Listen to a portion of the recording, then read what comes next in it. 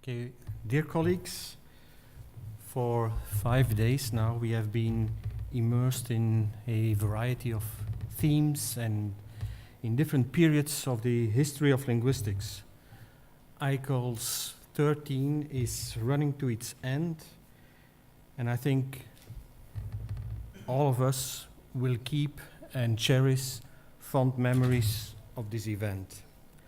I would like to seize the occasion to thank our Vila colleagues, Carlos Assunção, Maria Helena Pessoa Santos, Gonzalo Fernandes, Rolf Kemmler, Marlene Loureiro, Rebecca Fernandes, Sonia Coelho, Susana Fontes, and Teresa Moura for the perfect, indeed impeccable organization, for their cordial assistance in all matters.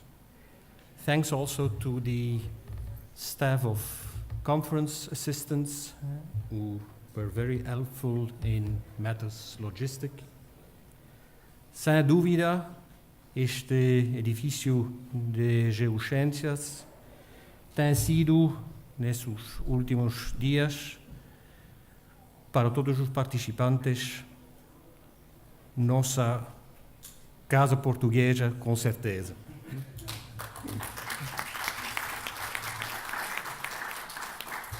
Many thanks to you.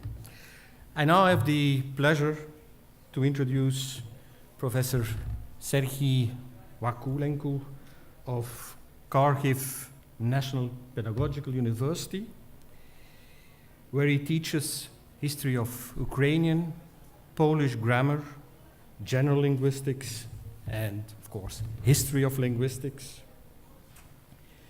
Professor Wakúlenko has held various fellowships in Austria, Germany, France, Poland, and he has published extensively in the field of general linguistics and even more so in the field of the history or historiography of linguistics, dealing with various themes, texts, figures, authors from different periods. And most often he has dealt with problems where there is an intrinsic link or connection between linguistics, philosophy of language, cultural history, and semiotics. And in his keynote lecture of today, he will deal with the 18th century linguistic thinking, more specifically with the topic of the rationalization of semiotic or semiotic theory. You have the floor. Thank you. So I would like to say that it's indeed a great honor for me to conclude the program of this outstanding ICHoLS. Outstanding not only for its scholarly content, extremely rich, but also for the truly Portuguese elegance with which it was organized. And now I'm passing to my theme. The 18th century, or the Age of Enlightenment, hasn't been devoid of attention on the part of linguistic historiography. A number of distinguished scholars, including Hans Helmut Christmann, Daniel Droix, André Robinet, James Nelson, Marie Cohen, Ulrich Ricken, Sylvain Roux, Gerold Ungeheuer, Cornelis Antonio van Persen, Ulrich Hoinkes, Gerda Hassler, present here at this ICHoLS, and Pierre Swiers, our today's chairman, to name but a few, have addressed various aspects of the stimulating and multifaceted linguistic and semiotic theories of that period. In my present paper, I will inevitably build on their achievements, and some of the things that I am going to say already belong to the truisms of our discipline. One of these truisms is that the idea of a separate science dealing with science was first advanced by the modern empiricist philosopher John Locke in the concluding chapter of his essay concerning human understanding, dealing with the division of the sciences. One of the branches in this division, the business whereof is to consider a nature of science, the mind make use of for the understanding of things or conveying its knowledge to others might be called, according to him, Semiotic, or the doctrine of science. Locke's own doctrine of science occupies indeed a place of honor in the history of the philosophy of language. However, as Eileen Ashworth has shown in her illuminating study of 1981, it hadn't appeared ex nihilo, and many of its sources are to look for in the late scholastic philosophy. It is particularly opportune, standing on this soil, to point out that one of Locke's important sources was a work of Portuguese origin, namely the celebrated Coimbra commentaries on the entire dialectics of Aristotle the Stagirite, composed by the Jesuit Sebastião de Couto and first published in 1606. This book had a considerable success in the educated circles of Europe and had no less than 10 reprints in Germany, France, and Italy during the 17th century. No wonder then that Locke, in his young years, used it to teach logic to his students at Oxford University. Among other things, this book is remarkable for the fact that it contains a separate chapter entitled On Science, which opens its second volume and occupies 53 densely printed pages in the first edition. This text is considered to be the first really major 17th century treatise on science. Since 2001, it is available in a bilingual Latin-English edition realized by John Patrick Doyle, in which Couto's original Latin takes up 73 pages of standard modern print. Couto was not a very original thinker, but rather a talented systemizer. One of his important predecessors in Portugal was Pedro da Fonseca, whose Fundamentals of Dialectics, first issued in 1564 and republished dozens of times all over Europe, contained 4 brief chapters that handled the question of science in a rather innovative manner as compared to the previous tradition. Couto elaborated on Fonseca's findings to produce a well-argumented and coherent theory of science within which can be boiled down, leaving aside the metaphysical and psychological aspects, to the following 11 theses. St. Augustine's definition of the sign, a thing which, besides the appearance it induces in the senses, of itself makes something else known, has to be replaced by a new one, what represents something to a knowing power, embracing both sensible and spiritual signs. A sign has 2 respects, one to the thing signified, the other one to the knowing power, which make up together its entire formal character, belonging to its essence. That's it. Among various possible divisions of science, there are 2 crucial ones, into natural and conventional science and into formal and instrumental science. Natural science have the power to signify something from their nature. Conventional science have the power to signify by benefit of someone imposing it. An instrumental sign must be first known itself to lead to a knowledge of something else. A formal sign need not be previously known itself. The intermediate concept is simultaneously both a formal and an instrumental sign, but on different grounds. Words taken as sounds are natural signs. Taken with their signification, they are conventional signs. Words signify both concepts of things and things themselves, with 2 different significations. Writing signifies both the things and the spoken words, with different significations. By the same signification, the thing is signified by the spoken word intrinsically and by the writing extrinsically. And last, the signification of writing in relation to the thing is simple, in relation to the word complex. Essentially, the same doctrine, albeit with some minor modifications, is found in a series of later works by Portuguese authors that continued to appear during the 17th and well into the 18th century. Among these authors, John of St. Thomas had studied with the Jesuits in Coimbra, but very soon left Portugal, joined the Dominican order, and spent most of his life in Spain, tried to amend, to some degree, most of Couto's basic theses, but essentially he still remained within the framework of the same conceptual paradigm. Others followed Couto's doctrine more rigorously, sometimes developing at great length its particular aspects. Thus, the analysis of science grew to 112 folio pages in the monumental philosophy course by Agostinho Lourenço, published at Liège in 1688. It was, in fact, the most ample semiotic treatise produced in the 17th century. The same tendency continued in the 18th century. In Silvestre Arranha's logical disputations, the problem of science make out the subject matter of the third and last part of this work, amounting to 220 pages. That is more than 40% of its entire text. This development was unparalleled in any other European country at that epoch. Gregorio Barreto, the author of the so-called New Coimbra logic, even had to admit an ample treatment of science, excessively outgrown with the Portuguese professors of philosophy, does not belong to the scope of logic. Therefore, not to digress from it, our argument will not go beyond 2 sections. In Barreto's own medium-sized manual, there is a clear indication of the intention to make the exposition less intricate, reasonably adapting it to the needs of an average student.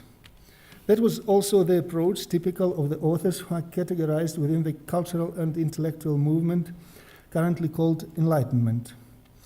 The Age of Reason, set on rationalizing both the modes of thinking and the modes of teaching, programmatically rejected everything that appeared to be obscure and tangled, associated it with the scholastic, scholarly, and educational tradition that had to be done away with.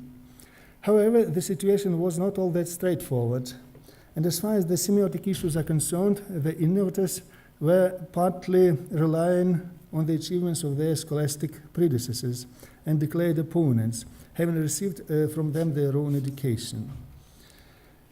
Thus it is indeed natural that Stefan Meyer-Oeser, in his brilliant study of the theories concerning science and their functions from the Middle Ages to the early Middle Time, brought together under one cover Fonseca, the Coimbra commentaries, and John of St. Thomas, on the one hand, and Gottfried Wilhelm Leibniz, Christian Wolff, and Johann Heinrich Lambert on the other hand.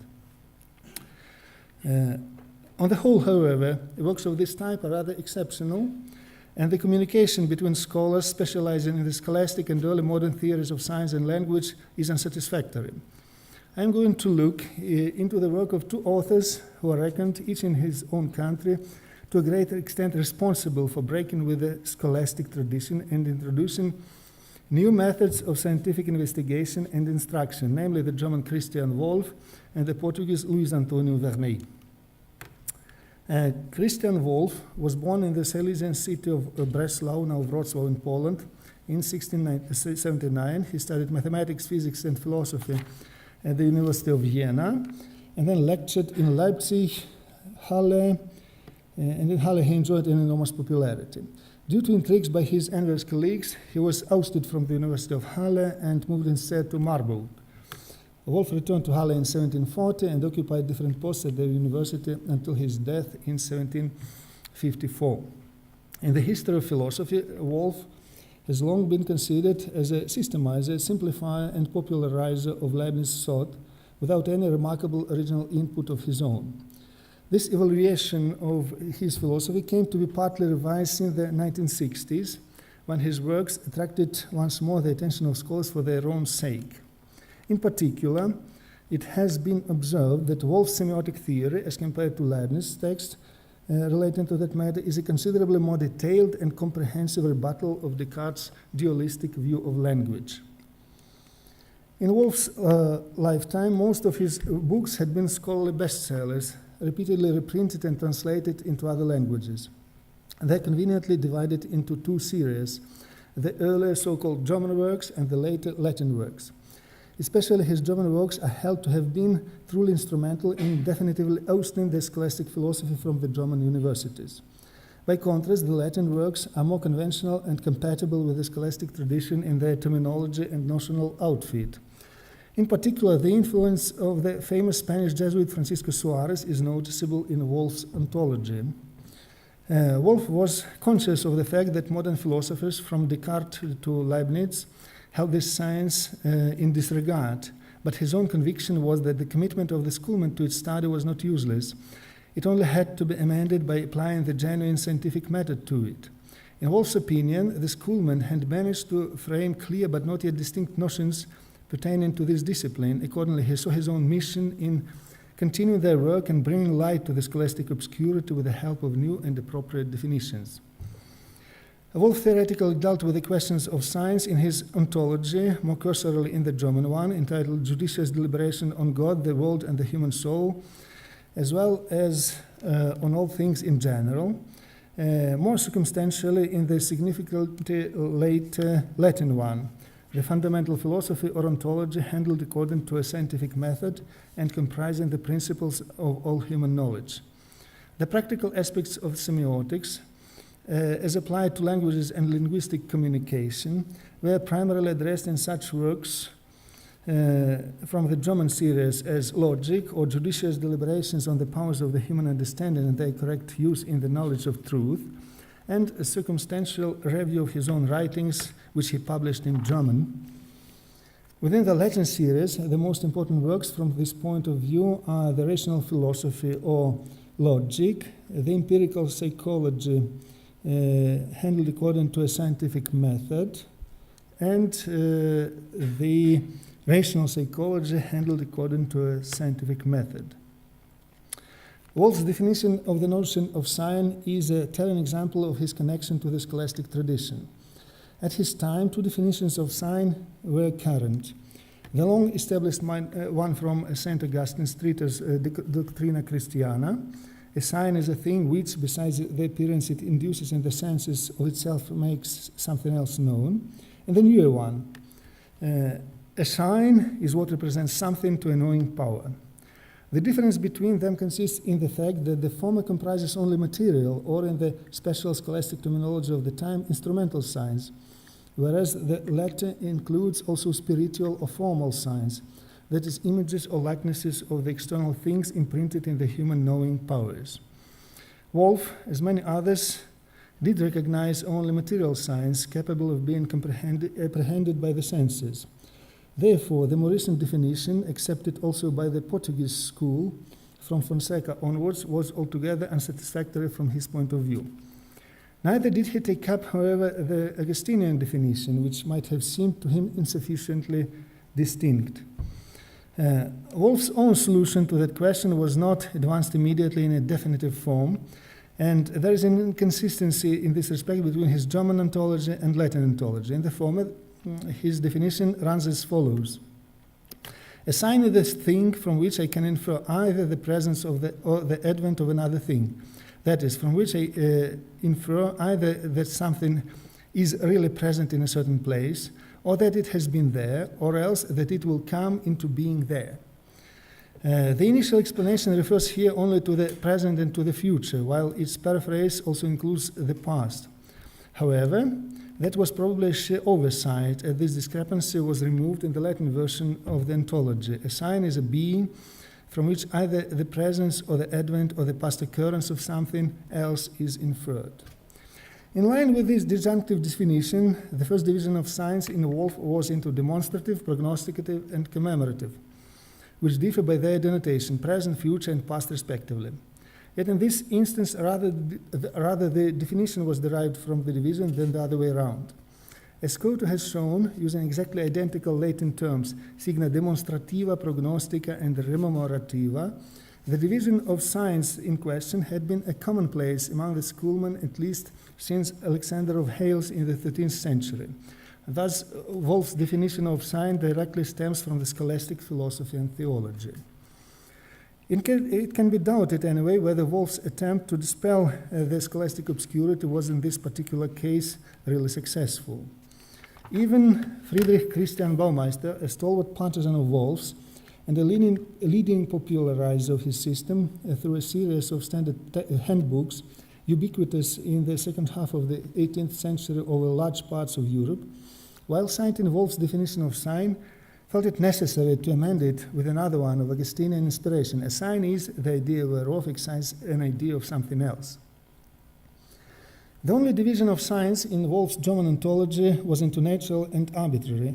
In his Latin ontology, it is mentioned in the second place after the division into demonstrative, prognosticative, and commemorative signs. A telling detail consists here in the choice of terms. Instead of German willkürliche Zeichen, best translated into English as arbitrary, the Latin text has signa artificialia, or artificial science. This had been one of the terms used in the scholastic logic, and some authors, as for example the Irish Jesuit Richard Lynch, did prefer it to others. Moreover, the expression signum arbitrarium was used by Baumeister. Wolff also had it at his disposal, but he opted for another variant. It can be surmised that his decision was prompted by the fact that the status of artificial science was granted by him to the words of human language. That words are arbitrary science or science by institution was of course also a commonplace of the scholastic logic, which massively opposed the idea, often ascribed to Plato, that they can signify naturally, and aligned with Aristotle and his interpreters who taught that they have such a power from human will. However, despite the external quasi-identity of this thesis in scholasticism and in Wolff, the latter endowed it with a new programmatic purport. Instead of either enhancing the arbitrariness of the linguistic sign as a general principle or relativizing it, but by invoking such phenomena as onomatopoeia and sound symbolism, Wolff just accepted it as a matter of fact. And at the same time, he saw in it a source of possibilities for creating arbitrarily, but not fortuitously, artificial signs that would, in a way, match the things signified by them. The key notion on which Wolff's reasoning was based is that of derivative signs as opposed to primitive signs. The primitive signs, according to Wolff's definition, are those that do not stem from other signs prior to them, as do primitive words in a language, not derived from other words. The derivative signs, on the contrary, stem from other signs prior to them, and do, as do derivative words that proceed from other words. Again, the same opposition between primitive words and derivative words is equally found in the scholastic philosophy prior to Wolff. For instance, in Lynch's entire scholastic philosophy, according to this author, many both primitive and derivative words have no foundation whatsoever in the nature of things signified. For the primitive words, his examples are Leo. It would be difficult to find a softer sounding word, nonetheless it signifies a most ferocious animal. And on the other hand, salamandra. It would be difficult to find a more pompous, inflated and sonorous word, which however signifies a relatively small and insignificant animal, not larger in size than a lizard. Lynch's instances of derived words without any real foundation are borrowed from Plato. Their personal names, like Theophilus, not everybody called Theophilus is indeed a lover of God. Still, there also are many words, both primitive and derivative, which have some foundation in the nature of things signified. And this foundation is determined and specific in each particular case without having any general validity. For the primitive words, such a foundation may consist either in the similarity of sound, as the Latin words denoting animal cries, mugitum for that of a bull, hinitum for that of a horse, rugitum for that of a lion, ballatum for that of a sheep, etc., or in what is nowadays called sound symbolism, with an position of soft, harsh-sounding words, which express the nature of things signified, like mel, honey, lene, softly, lana, wool, crux, wreck, vepres, bramblebush, acre, sharply, etc. The derivative names, again borrowed from Plato, also can be well-founded as, for example, Tantalus, from the Greek adjective talantatos, superlative degree from talas, utterly wretched. Thus far, Lynch's argument contains, of course, not one iota of originality. Nonetheless, from his reflections concerning the presence of not entirely arbitrary words in the existing languages follows a proposal typically associated with the early modern philosophers' way of thinking and of handling that problem. Namely, a language can be established in which not one single word would be devoid of foundation in the things and lack a certain affinity with them. If there are many words thus composed in the languages we speak now, wherefore could there not be one comprehending solely this sort of words? Unlike Lynch, Wolff concentrated on derivative signs and derivative words, which he treated not as artificial, but as combined of artificial and natural. The former having the denotation from the imposer's will, the latter from the things signified. This applies to derivative signs as substitutes of definitions and propositions. Wolff was rather explicit in this respect. If the primitive signs denote features of things, and if their combination produces other signs that distinctly represent these features, as sufficient for identifying the things and distinguishing them from other things, then the derivative signs are equivalent to definitions, which constitute their signification. Similarly, if the primitive signs denote the subject's qualities and the predicate, their combination produces a derivative signs of propositions equivalent to it. Wolff's examples in the ontology come from mathematics, but basically the same principles are applicable to languages, either artificial, philosophical, or natural. In particular, philosophical or universal language, one of the commonly acknowledged desiderata, depends on the use of this type of signs. A language is called philosophical in which words have an essential signification. Words signify essentially when they are derivative signs of distinct notions, or at least of definitions. In its consummate embodiment, the philosophical language would mirror the fundamental principle of Wolff's ontology, largely modeled on that of Suarez, where the being of something is identified with the possibility of its existence, which, in the case of composites, amounts to absence of contradiction between their component parts. In the same manner, the signs of the philosophical language should be combinable if they involve no mutual contradiction, and non-combinable if the notions signified contradict each other. The doctrine of an ideal philosophical language is of relatively late date, having appeared in Wolff's Empirical Psychology of 1738. It may be presumed that they had been prompted by Wolff's earlier practical work on improving the scientific language, which brought him the renown of the second architect of the German language after Luther. This aspect of Wolff's work has been analyzed by Wolfgang Walter Menzel. I will only cite Wolff's theoretical justification of the procedure he used in coining new German terminology. I took German words in their straight meaning and looked therein for a reason of naming to produce a term. Because in this manner my term is purely German, as I use German words in their proper meaning, and while turning them into special terms, I relate them to things, in which something indicated by the word in its proper meaning can be observed. An example of such a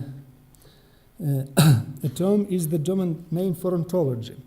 According to Wolff, it would be laughable to calculate from Greek and thus call it Dingerlehre, doctrine of things. Instead, he proposed the expression Grundwissenschaft, fundamental science, because this discipline explains the first foundations of knowledge. This modest and realistic corpus planning program, based indeed on the use of derivative science, reminds of Lynch's idea of Platonic inspiration, and that linguistic science should have some affinity with the things signified.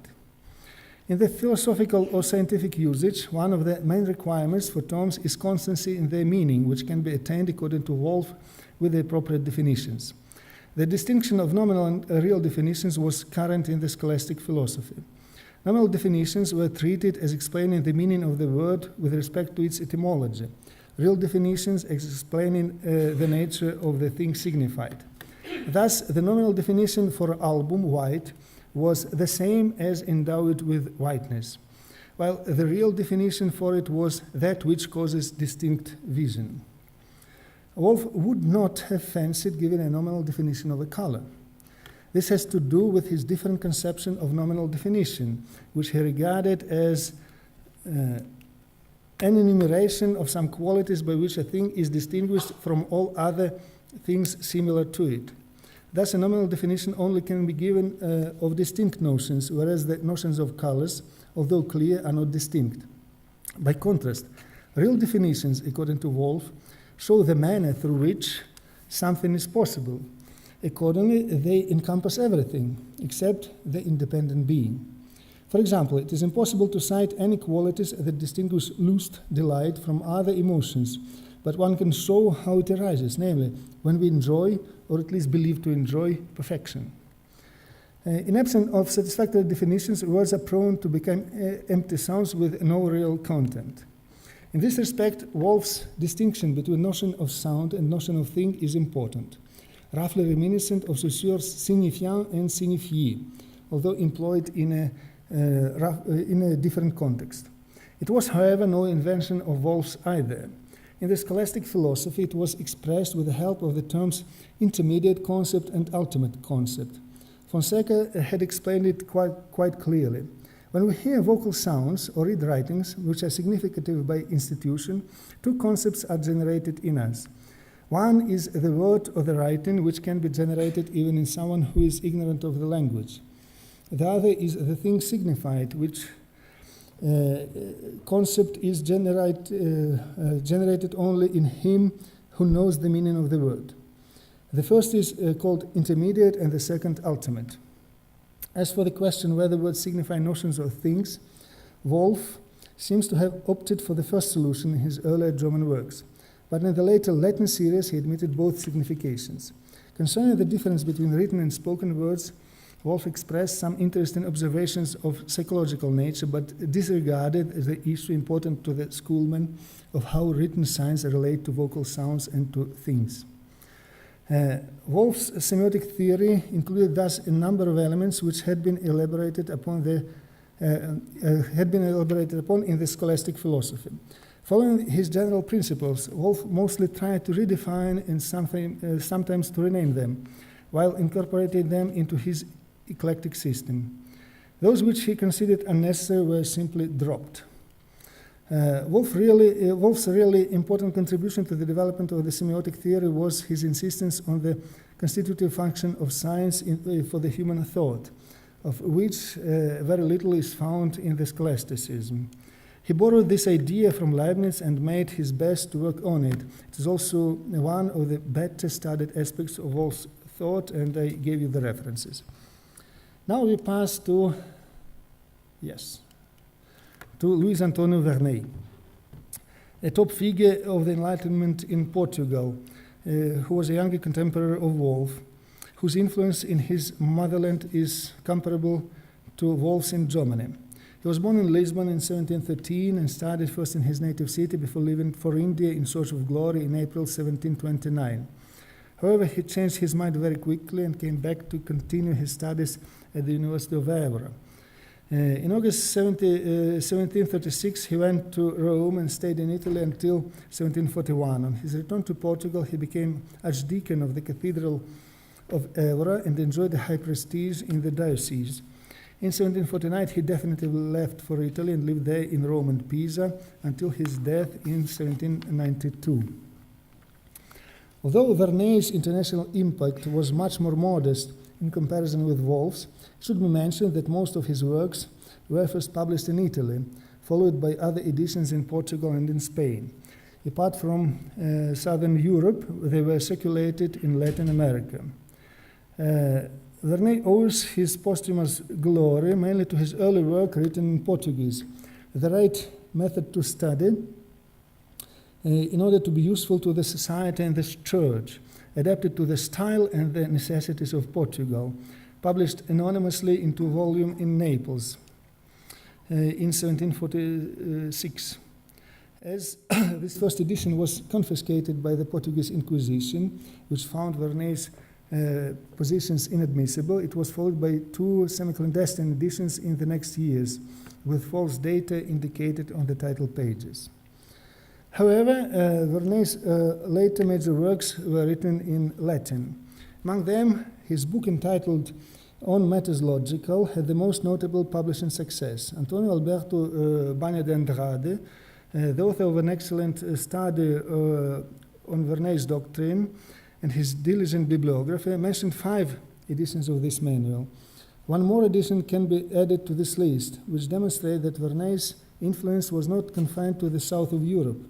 Namely, this handbook of logic was published in 1766 in Vilnius, at the time part of the Polish-Lithuanian Commonwealth.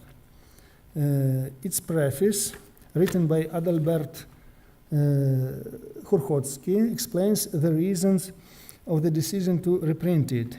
In the common opinion of the learned man, this book contains, in the clearest and briefest exposition, everything that can be desired to perfectly master logic, or the science of investigating truth, in the genuine meaning of the word. In the same year, 1751, and also in Rome, were published 2 editions of Vernei's Prolegomena to Philosophy and Theology, a book containing a rather lengthy outline of the history of philosophy from the 10th to the 18th century. His manual on matters metaphysical had 3 editions, whereas on matters physical only 1. Vernei also published a practical Latin grammar written in Portuguese, which enjoyed a considerable popularity, having been in use well into the 19th century. What Vernei had to say on science and language is concentrated above all in his manual on matters logical.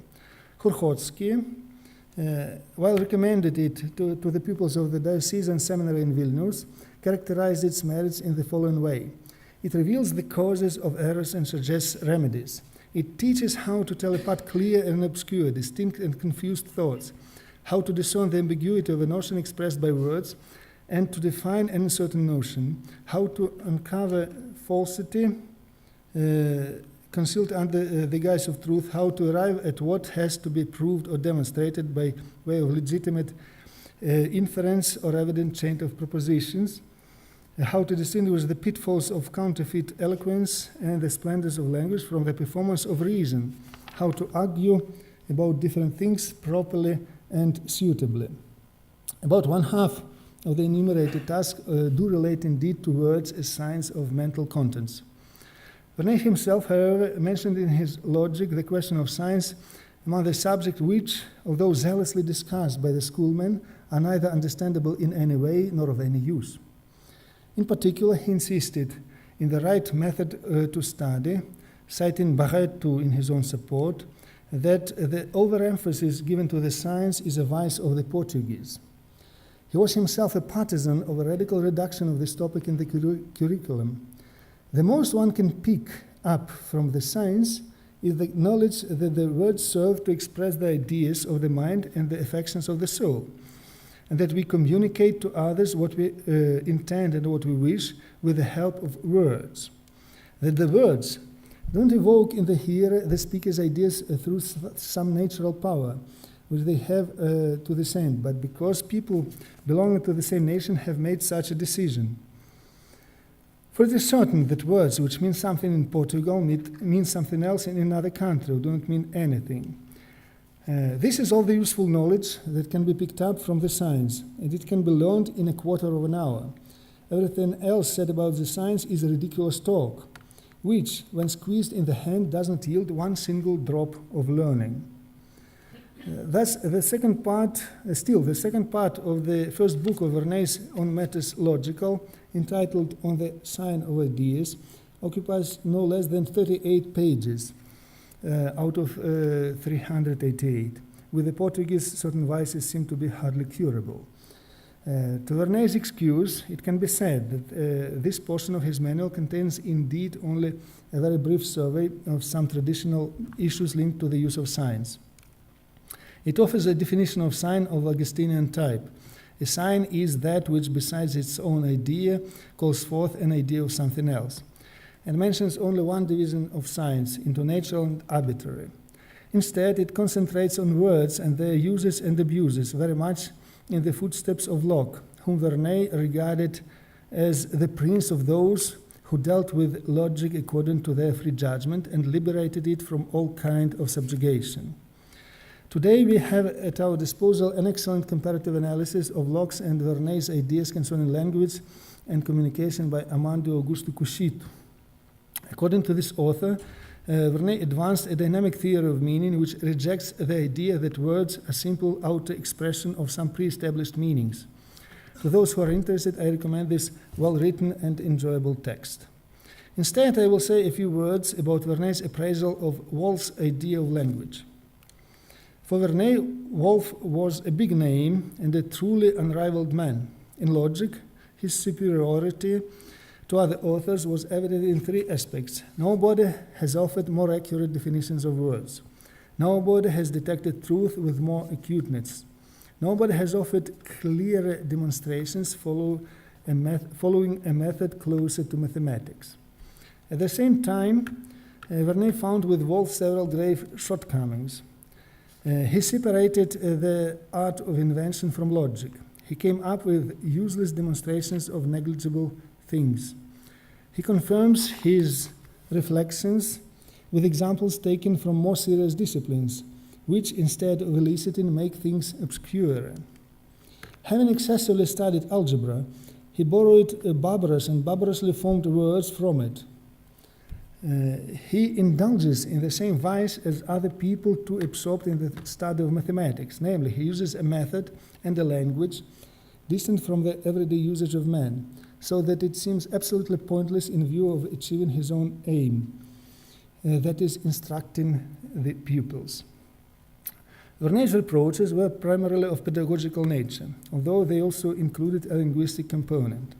Later on, he returned to Wolff's views, touching on the basic point of divergence between the latter and himself. Namely, whereas Wolff claimed that real definitions of all things existing are in principle possible, while only things of which we have distinct ideas are susceptible of nominal definitions, for Vernei, the definitions were in principle only nominal, because of the imperfection of human knowledge. For example, Wolff had defined a clock as a machine that shows the hour by the rotation of pointers or by striking a bell.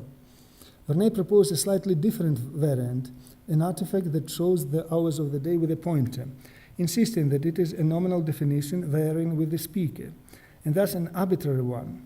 In his opinion, there is no reason to condemn this arbitrariness, provided that the same person always uses the word in question in the same acceptation. In fact, this is a general rule, because also those who are called mathematicians define names as it pleases them. And the recent philosophers, including Wolff himself, a very careful man indeed, proposed several new definitions of names. However, Vernei disapproved of this practice. Vernei disapproved of this practice. In order not to perplex the reader, it would have been more sensible to use the received definitions if they contain nothing unsuitable. In the second edition of On Matters Logical, Vernei added to this passage a long footnote explaining why Wolff's distinction of nominal and real definitions does not hold from a truly philosophical point of view. At most, one could call real the definitions commonly accepted by the scientists working in a particular field, and then keep the expression nominal definitions for those which derive from an individual imposition. In short, and using modern terminology, Wolff was a believer in structural semantics based on the notion of systemic oppositions and stable distinctive features, while Vernei was more inclined to regard meaning rather from a communicative and pragmatic perspective. Both tried to rationalize the semiotic theory inherited from the late scholasticism. Wolff's strategy was to integrate in his own system those of its elements which he found useful, while reinterpreting them according to his own basic principles. Vernei was set on eliminating what he deemed useless from the received doctrines in order to give a sensible and understandable account of the role of science in practical communication and cognition. The one and the other are symbolic figures for the age of enlightenment. The example suggests that the philosophy of language and the semiotics of that time only can be adequately evaluated against the background of late scholastic contribution to this field. Thank you very much for your attention.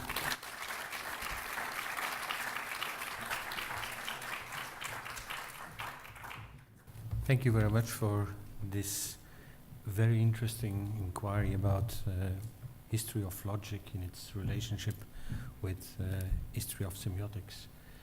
I guess we have time for about 2, maybe 3 questions. Yes. Most of the discussion that you were citing from Wolff in particular, most of the discussion you were just citing from Wolff and from Vernei, I'm also thinking of Poinceau, always says the word, natural signs, artificial signs. In Wolff's work, doesn't he have a place for visual signs and the dialectic between language and other kinds of symbol making? Yes, of course. Wolff, in the footsteps of Leibniz, produced a theory in which the basic approach to language, natural language, and to artificial semiotic systems like artificial languages was in fact the same. And he just believed that the application of these principles can be more perfect in artificial languages, but to some degree at least it is also possible in natural languages. And he made a great contribution to the development of German as a scientific language, and many of his coinages have become indeed part and parcel of modern German.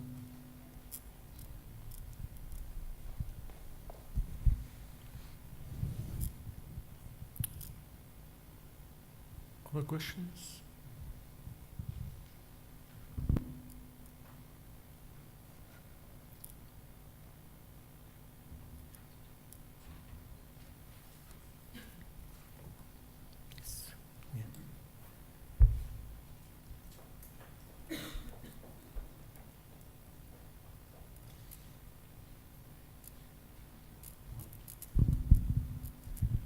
Not a question, but just a brief comment.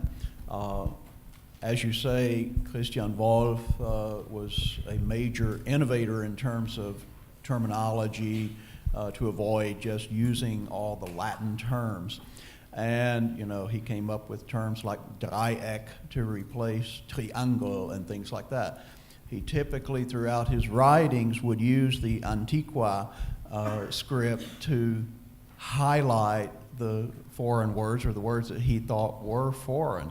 However, that said, he was very inconsistent about it, both in terms of the scripts, the fonts that he used to highlight the foreign words, and he vacillated in his own usage of those terms. So he created a word such as Dreieck, but in his writings, you will see him go back and forth between triangle and Dreieck. That's just one example, but I just wanted to point that out. Yeah, that's true. Nobody is perfect.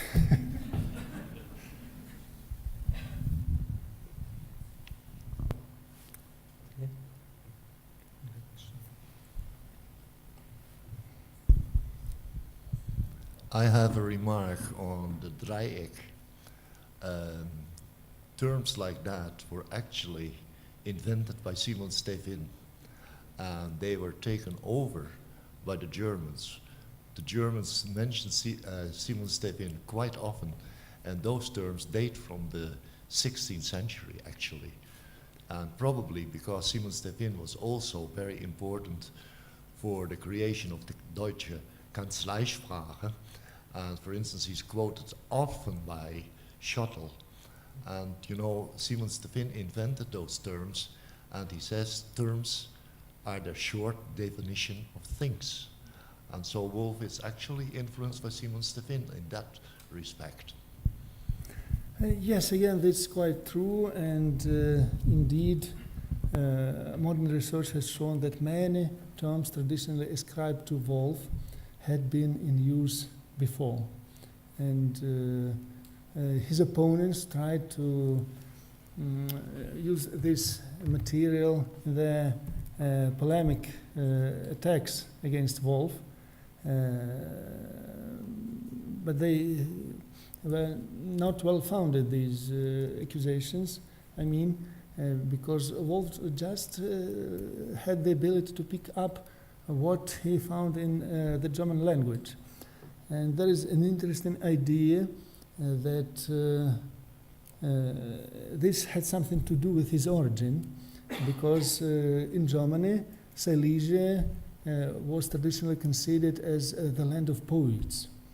Mm-hmm. And so, he just had a source of inspiration in his small motherland Silesia. But in fact, yes, many words did exist in German, and Wolff only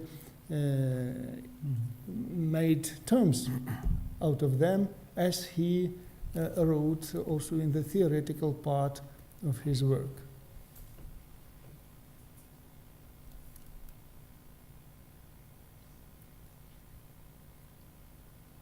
No further questions? Well, I think we have to thank you again for this Thank you, thought-provoking everybody. lecture.